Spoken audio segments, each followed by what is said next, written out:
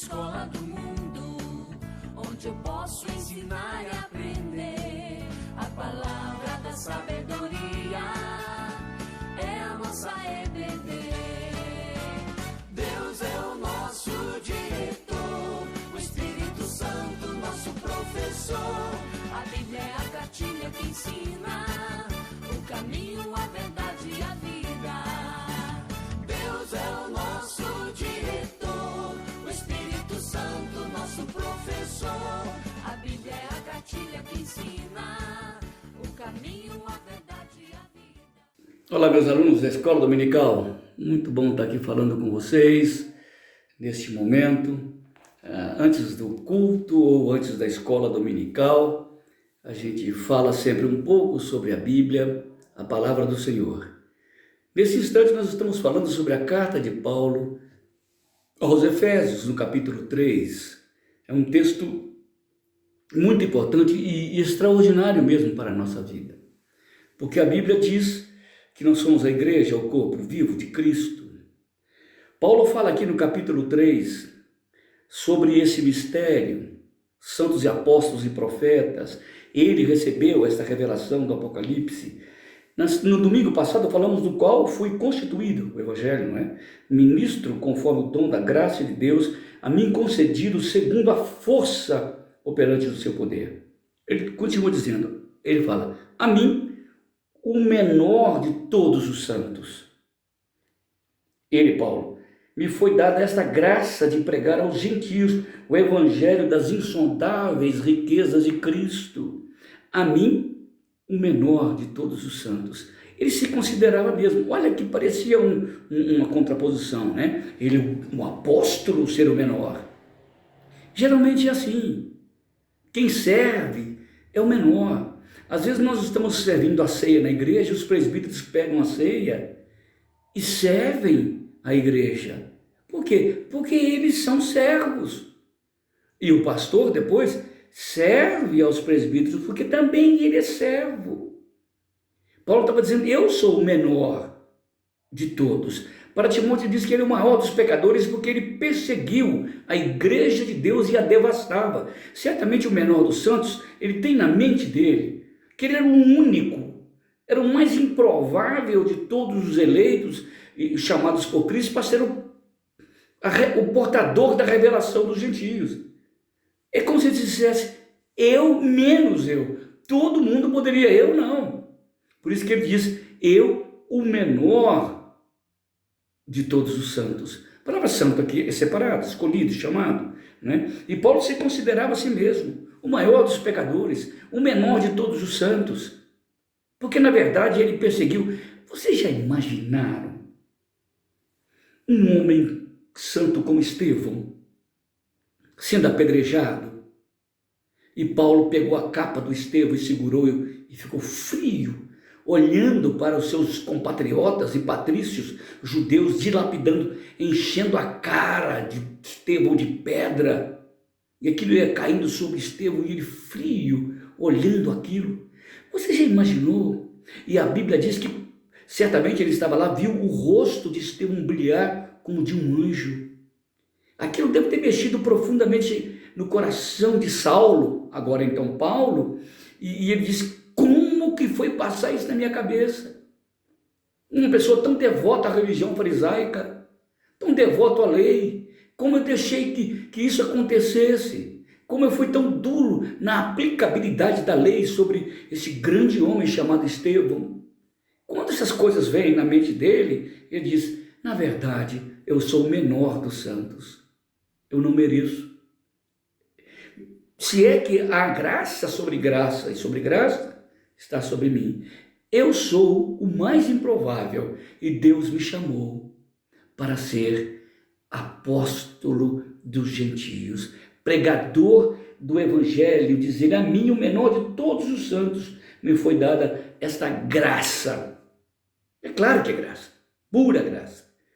Para ele, para uma outra pessoa seria graça. Para ele entende isto é graça sobre graça. Onde abundou o pecado, diz Paulo, superabundou a graça. Ele era aquele que ele diz lá em Corinto, Deus chama os que não são para envergonhar aqueles que são. Paulo era o menos provável, o candidato menos provável, é o último da lista, nem na lista estava, e Deus chama aquele para ser o pregador do evangelho das insondáveis riquezas de Cristo. Paulo se sente grandemente honrado por receber esta graça sobre graça. A mim, o menor de todos os santos, me foi dada a graça de pregar aos gentios. Não é só a graça de pregar aos gentios. Sabe o quê?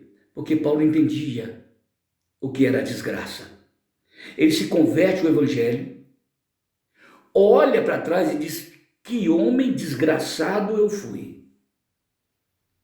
E agora ele vê o gentio numa condição tão desgraçada quanto a dele. Porque ele era judeu, mas era desgraçado. Ele estava completamente perdido espiritualmente, igual a um gentio, ou até mais perdido, porque ele conhecia mais coisas de Deus do que um gentio. Então Paulo tinha a graça não só de pregar, mas de pregar aos gentios. Eu sei o que é ser desgraçado. Eu sei o que é viver sem Cristo. Eu sei o que é dormir uma noite pensando: o que vai acontecer comigo se eu morrer? Vocês já notaram? Quando aqui na nossa igreja, na nossa cidade, ou na sua cidade, sei lá, alguém se converte e vem para o evangelho, ele vem desesperado, tentando falar para os seus amigos, tentando levá-los a conhecer o evangelho, porque ele sabe o quanto que é difícil. Eu não, eu nasci na igreja. Nunca fui tão mundano, desgraçado, nunca abandonei a igreja.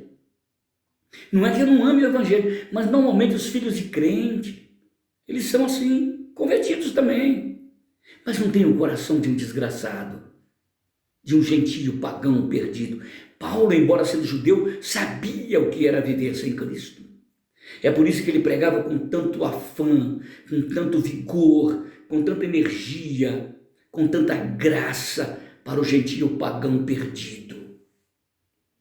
Olha que coisa extraordinária. A mim, o menor de todos os santos, me foi dada esta graça de pregar aos gentios o evangelho das insondáveis riquezas de Cristo. Que riquezas são essas?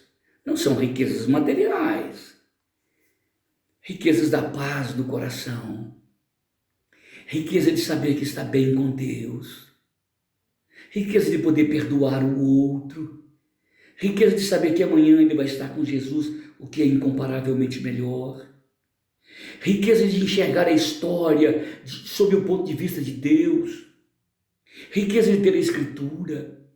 Isso são riquezas insondáveis, riquezas de cantarmos hinos, de orarmos, de buscarmos a presença de Deus, a riqueza de perdoar o inimigo. Onde alguém pode encontrar um tesouro como esse? Pergunto, só no Evangelho. Eis que Paulo estava pregando. Agora nós somos reconciliados com Deus, fomos adotados por Deus, fomos justificados por Deus, somos amados de Deus, perdoados de Deus, recebemos as heranças de Deus, temos o caráter de Cristo em nós. Paulo chama isso de riquezas insondáveis. Que riquezas diferentes são essas que o novo evangelho prega? Riqueza de banco, riqueza de casa. A gente pode ter isso, mas não é isso que Paulo está falando. Riqueza de um novo carro, não é nada disso. As insondáveis riquezas de Cristo. Paulo estava dizendo: eu sou o menor e eu prego a riqueza. Eu que era o mais desgraçado, agora sou cheio da graça. Eu que não tinha autoridade espiritual, só autoridade religiosa, agora eu tenho o poder de Cristo em mim para pregar o evangelho das insondáveis riquezas de Cristo. Lembra que eu falei no domingo passado, no final? O culto é quando Jesus me chama a mim, ele, o meu irmão mais velho, é ele, me chama a mim e os meus irmãos, e ele se reúne, abre o testamento do seu Pai, é o Espírito que faz isso lá no corpo, quando estamos reunidos, ou aqui, na casa, debaixo da ponte, quando a gente abre o testamento, e o Filho que está junto conosco, reparte pelo seu Espírito a riqueza do seu Pai. Isso é riqueza.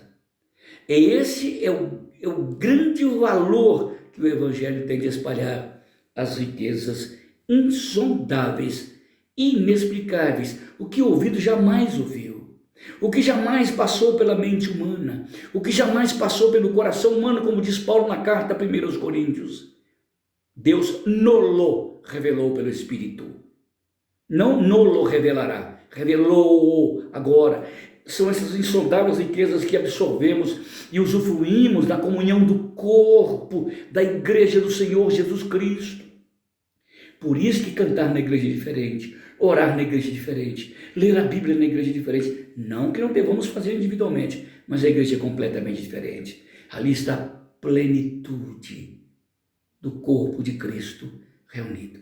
Olha o que ele diz: a mim, o menor de todos os santos, me foi dada esta graça de pregar aos gentios o evangelho das insondáveis riquezas de Cristo.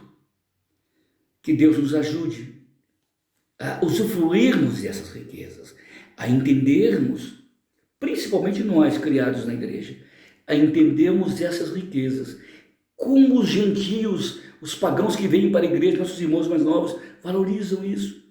E quantas vezes a gente acha isso coisa de somenos importância. No entanto, Paulo entendia que essas eram as grandes riquezas que nós usufruímos dentro do corpo da igreja do Senhor. Que Deus nos abençoe e que a gente possa pensar sobre isso e curta a igreja do Senhor. Deus nos abençoe. Vamos para a nossa classe. Deus abençoe. Clique na sua classe, participe da sua classe, interaja com o professor ou então conosco, mande mensagens, comunique conosco de qualquer maneira. Que Deus abençoe. A gente volta domingo que vem, antes da escola dominical. Um abraço.